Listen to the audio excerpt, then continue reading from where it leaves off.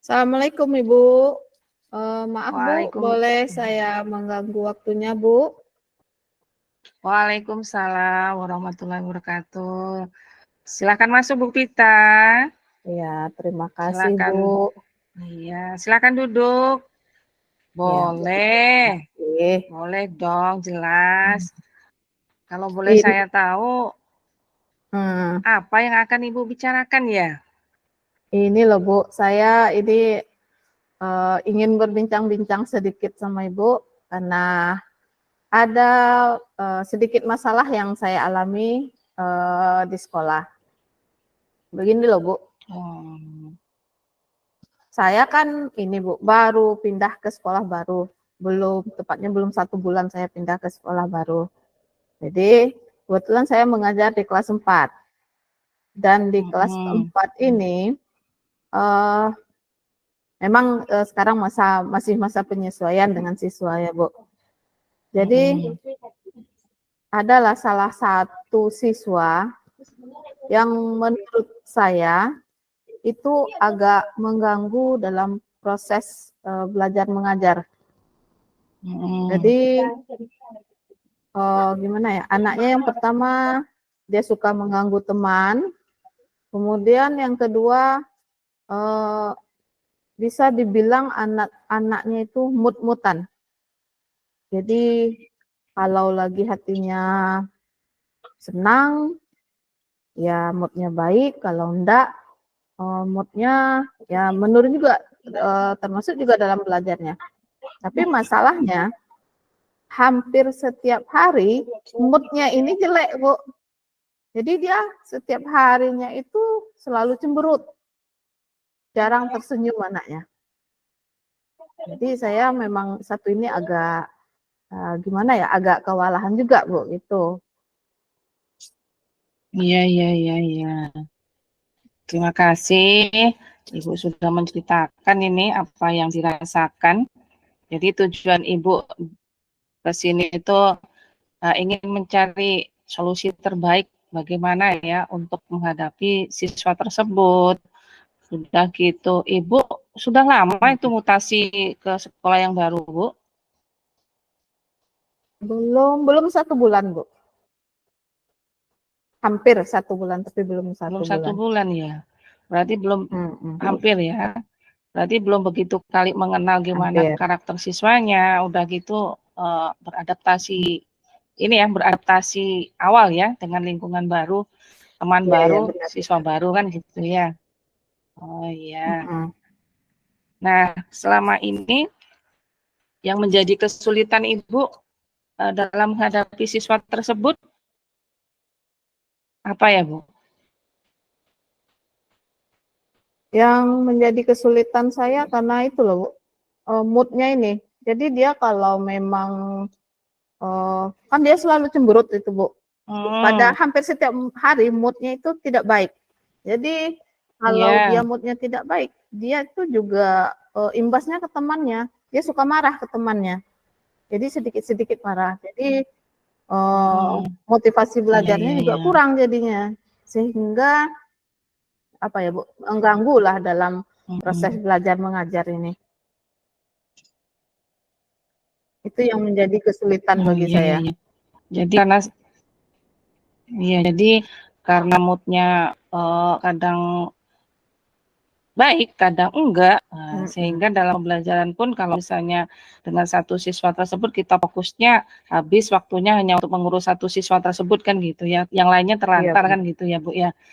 Nah, sekarang kalau boleh saya tahu nih Bu, apa yang sudah Ibu lakukan terhadap siswa tersebut sehingga pembelajaran Ibu berjalan dengan kondusif di kelas? Oh, gini ya Bu, yang sudah saya lakukan selama saya di sini, yang pertama saya sudah mengabsen siswa, itu kalau saya absen, saya suruh bukan dia nunjuk tangan, tapi dia menyebutkan bagaimana suasana hatinya saat ini. Jadi misalnya, "Tani senang Bu," atau lagi marah Oh, Bu. gitu ya. Nah, jadi saya Hmm. setiap absen saya usahakan seperti itu. Jadi anak itu menyebutkan bagaimana suasananya, hati suasananya saat ini. Kemudian yang sudah saya lakukan juga, saya selalu berusaha untuk menghidupkan suasana. Jadi kalau anak ini udah mulai apa, mungkin nanti saya main tebak-tebakan atau saya berikan ice breaking dulu. Itu sudah saya lakukan. Iya, iya, luar biasa sebenarnya yang sudah Ibu lakukan ya. Sehingga untuk menggali atau meningkatkan mood semua siswa ya dengan menanyakan suasana hatinya. Bukan hanya hadir Bu, bukan hanya seperti itu ya Bu ya. Nah, tadi siswa yang mut-mutan ini tadi laki-laki apa perempuan ya Bu? Oh, kebetulan laki-laki Bu. Anak laki-laki. Oh, laki-laki ya. Oke, kalau misalnya tadi kan udah yang Bu sampaikan tadi, kalau untuk pembelajaran pas lagi moodnya bagus, anak itu bisa konsentrasi dan bisa mencapai pembelajaran yang baik. Nah, kalau idealnya nih, dalam belajar di kelas, kalau ada interval skala nih Bu ya, angka 1 sampai 10, nah bagaimana pencapaian siswa tersebut dalam pembelajaran Ibu nih? Di angka berapa kira-kira dalam pembelajaran Ibu? Kalau saat ini saya lihat Bu, mungkin masih di angka 6. Jadi saya yakin anak ini bisa lebih dari itu Bu, karena dia sebenarnya mempunyai kemampuan, karena dia bisa sebenarnya. Jadi karena pengaruhnya ya karena moodnya tadi itu, dia nggak bisa sedikit ada gangguan, sedikit ada benturan, misalnya dikasih soal yang agak sulit sedikit atau dia tidak mengerti sedikit saja, dia udah moodnya udah langsung hilang. Dia udah nggak mau berusaha untuk menyelesaikan, nggak mau dia berusaha untuk berpikir. Dah gitu aja Bu, langsung dia cemberut. Ya nggak bisa Bu, udah. Gitu ya. Oke. Berarti posisinya menurut Ibu ada di angka 6 ya, yang dengan kendalanya Ya, tergantung suasana mood hatinya itu tadi ya. Benar. Iya Bu ya. Iya. Nah, pengennya Ibu siswa tersebut pengennya di level berapa nantinya kalau misalnya untuk kedepannya?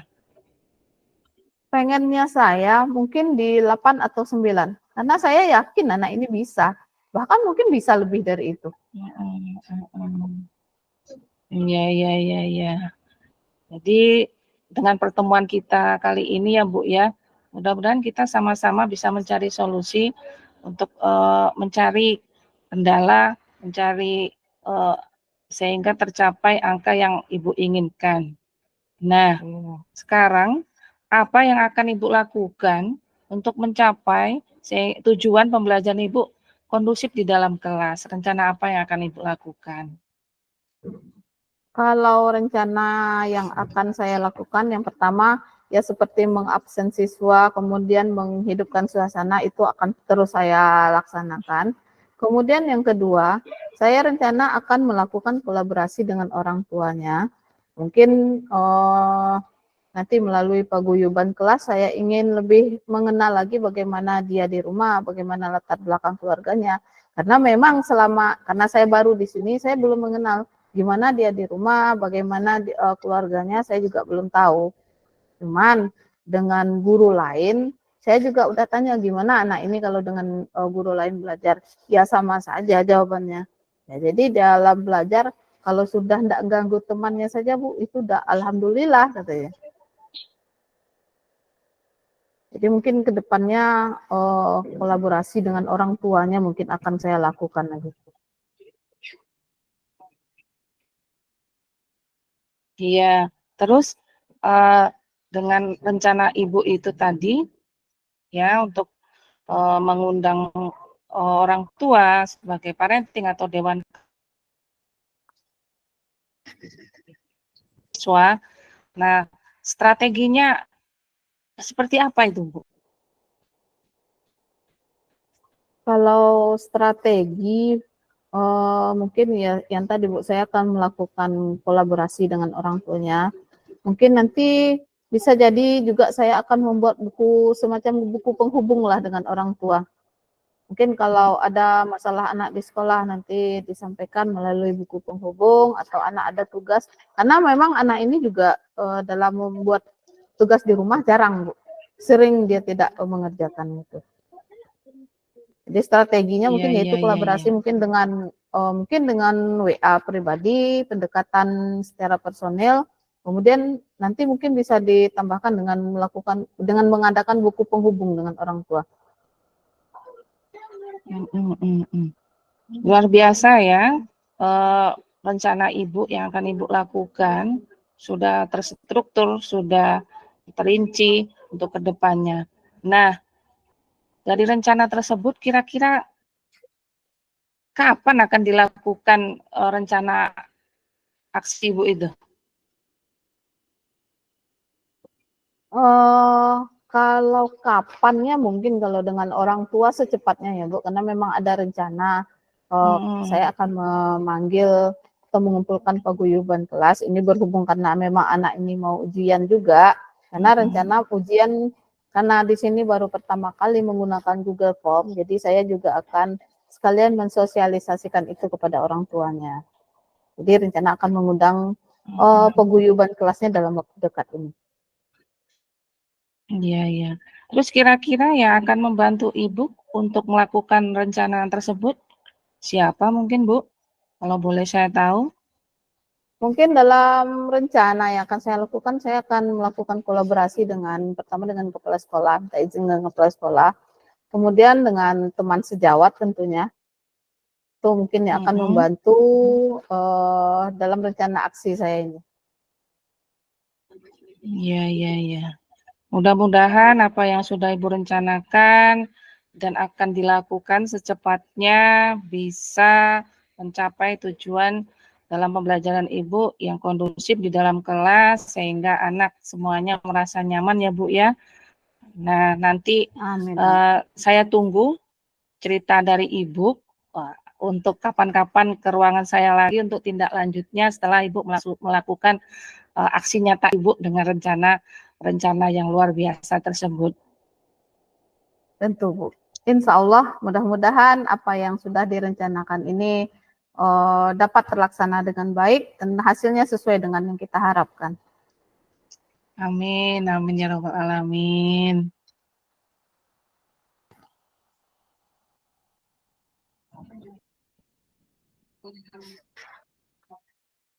Jadi mudah-mudahan dengan kegiatan kita ini banyaklah memberi masukan kepada saya membuka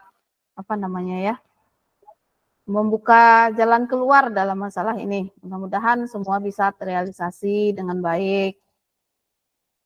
Jadi saya sangat merasa senang sekali bisa berbincang-bincang dengan Ibu, bisa membuka wawasan, menambah ide-ide dalam mencari solusi masalah ini.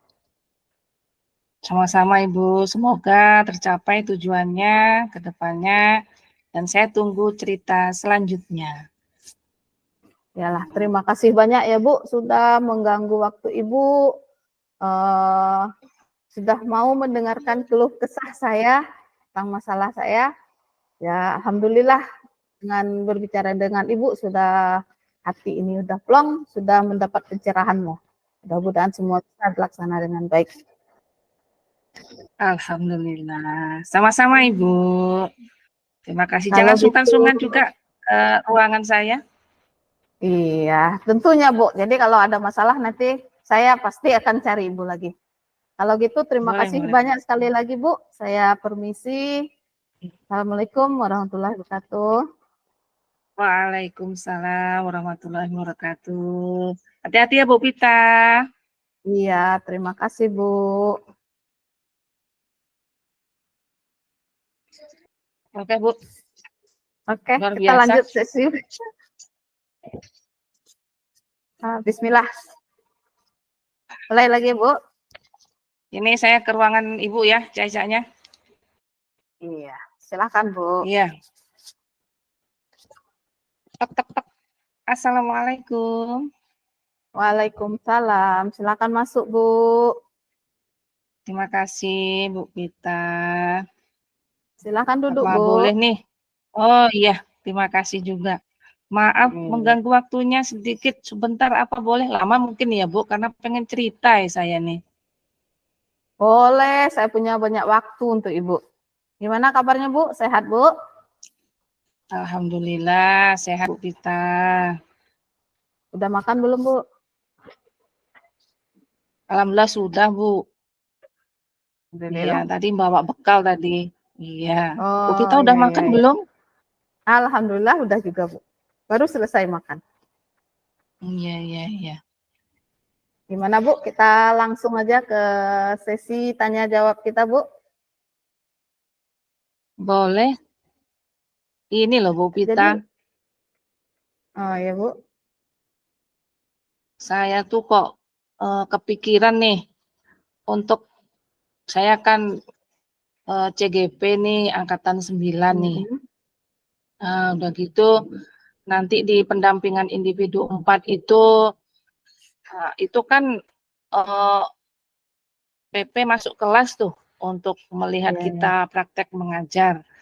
Nah, yang saya sendiri ini guru BK yang di sekolah saya belum dapat jam wajib tatap muka di kelas. Nah, jadi saya juga agak kebingungan nih. Nah, gimana nantinya waktu aksi nyata di PI 4 itu, nah di jam siapa nanti saya akan praktek ngajar kan gitu. Iya, iya, iya.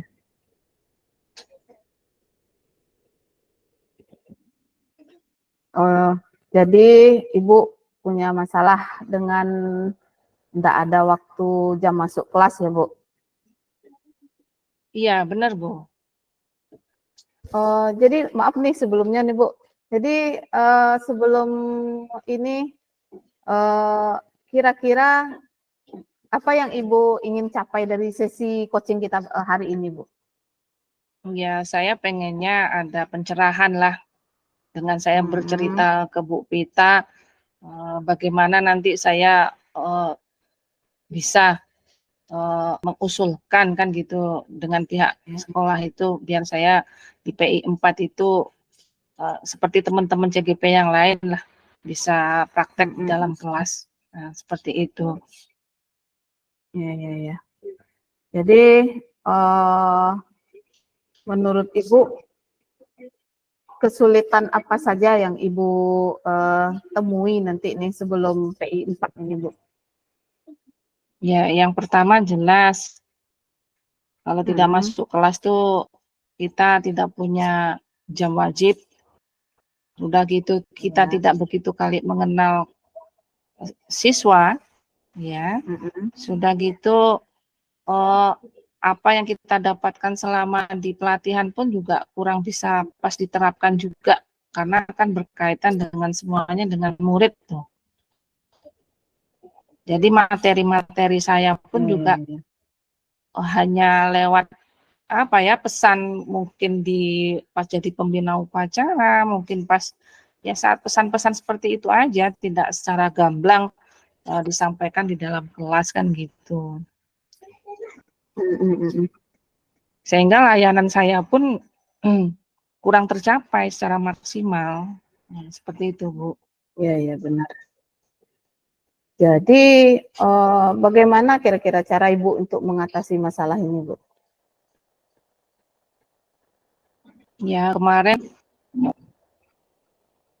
kalau sudah kita bicarakan juga, saya sudah mencoba menemui Bapak Kepala Sekolah untuk menyampaikan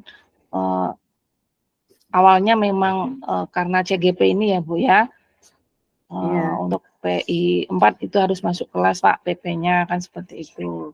Saya sampaikan kalau misalnya hanya untuk mendapatkan cukuplah 1 jam saja untuk saya praktek ngajar kan gitu.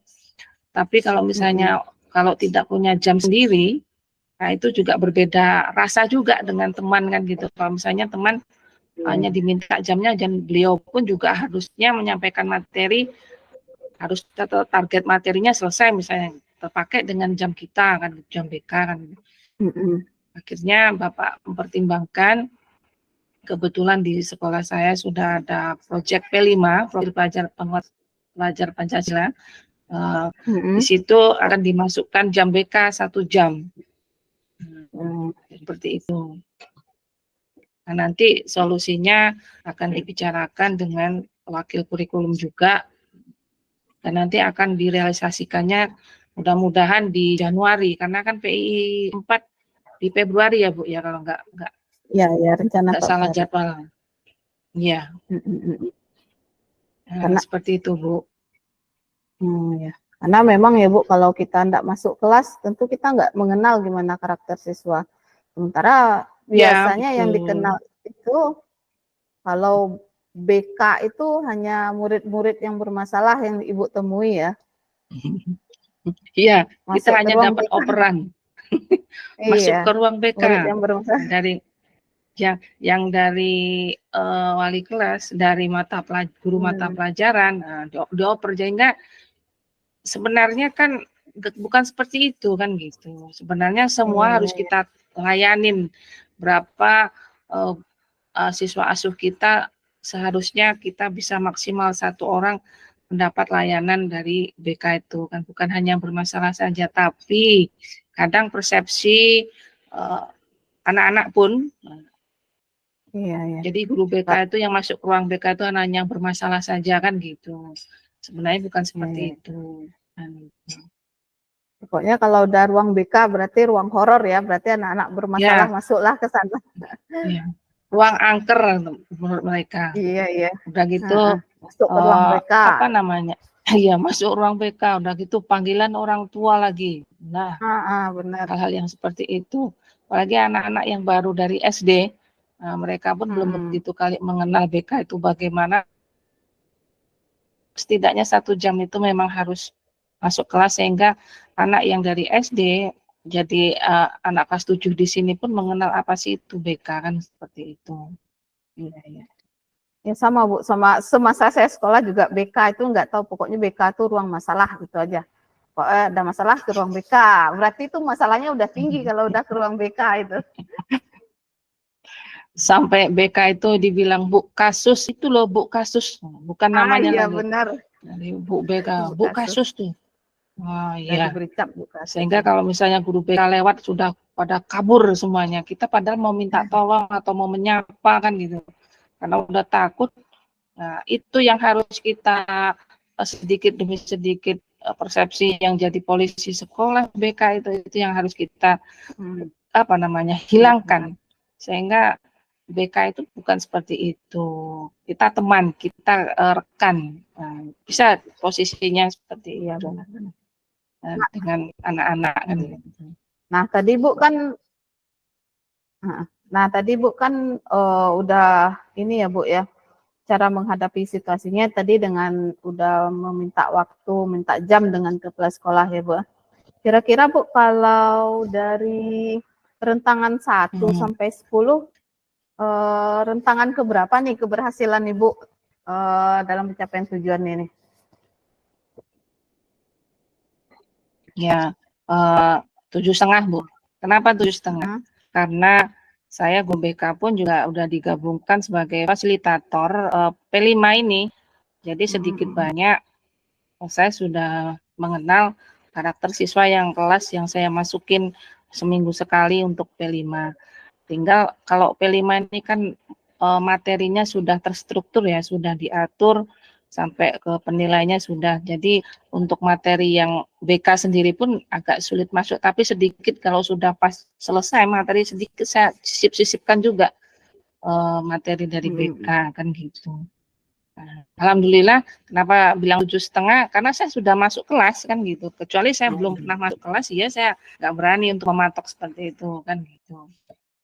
Berarti udah hampir tercapai ya itu ya Bu ya.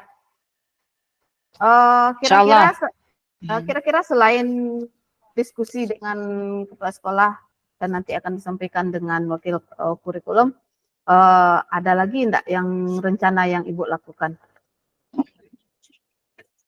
Nah, di sini dengan berkolaborasi dengan teman sejawat yang kebetulan yang dengan teman fasil yang satu kelas itu tadi. Nah, Mm-mm. dari situ mungkin bisa apa namanya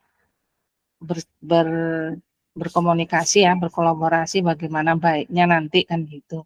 Dan untuk ke wakil pun juga kami minta atau saya meminta kan gitu untuk dituliskan di jadwal mata pelajaran. Jadi semua rekan di sekolah tuh bisa ada 1 jam BK di P5.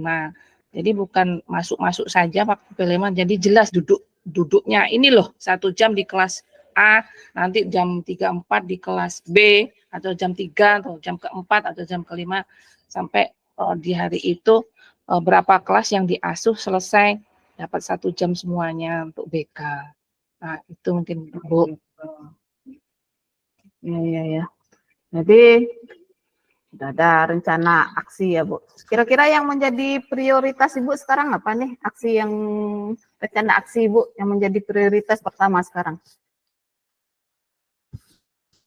Rencana prioritas kita ya bagaimana secepatnya bisa mendapat jam itu, kan gitu.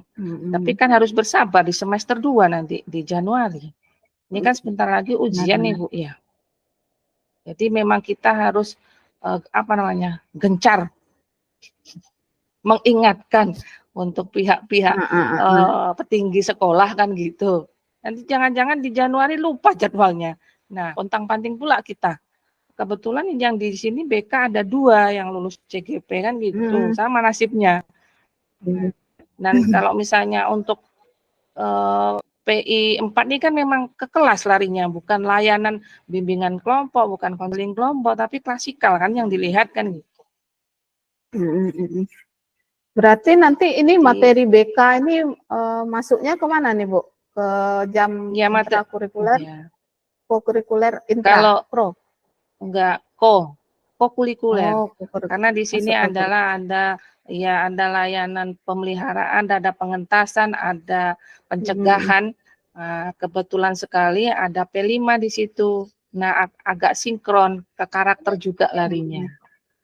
Nah, kalau intra kan yang wajib ya, seperti mapel biasa. Kalau ekstra kan sesuai dengan minat bakat anak itu. Kita ke ko-nya untuk pengembangan, untuk pemeliharaan, untuk pencegahan.